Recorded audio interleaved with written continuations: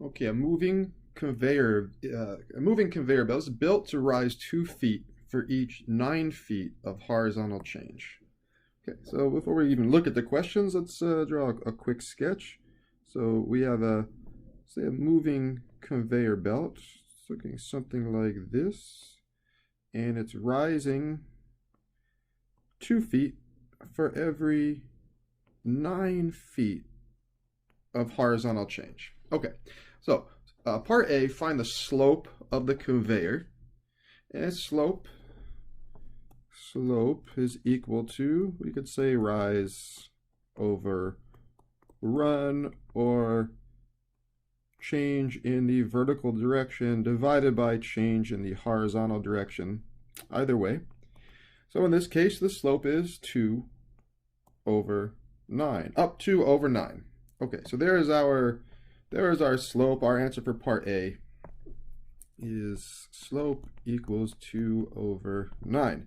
Now, suppose this conveyor runs between 2 floors in a factory. Find the length of the conveyor if the vertical distance between floors is 8 feet. Okay, well, if each floor is 8 feet, well, then the total height, or the total vertical distance for 2 floors, will be 16 feet. Okay, so we have a larger right triangle. Okay, and now we need to know what is this? What is the horizontal distance? Well, we have similar triangles here, 2 triangles of different sizes but same dimensions, same angles. So we could solve for that unknown horizontal side using proportions. So the rule of similar triangles. Okay, so if the small triangle, the ratio of the legs is 9 over 2, well, that has to be equal to the ratio of legs of the larger triangle, which is x over 16. Okay, we could do a little cross multiply if we want to get rid of that fraction. Okay, so 2x should equal 9 times 16, which is 144. Divide both sides by 2, we have x equals 72. Okay, so we could get rid of the x and we could call that 72. Okay, so now part B is saying, suppose the conveyor runs between 2 floors. What is the length of the conveyor? Find the length of the conveyor. Okay, so we're looking for this side.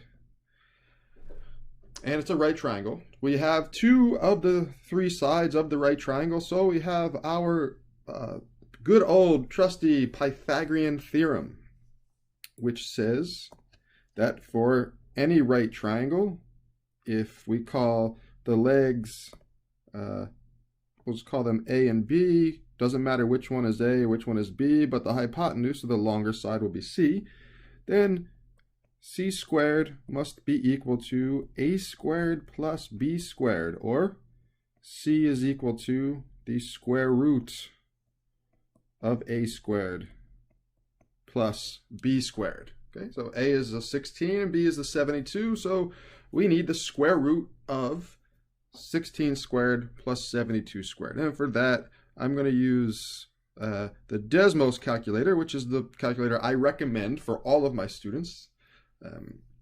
Okay, so we could calculate the square root, which in Desmos is SQRT, square root of 16 raised to the power of 2 plus 72 raised to the power of 2. Okay, and that's it. So there's our answer, 73.75, and the directions say round to 3 decimal places. So we'll round that to 73.756. So in this case, C equals 73.756. And that does it. That does it for part B, and that does it for the problem.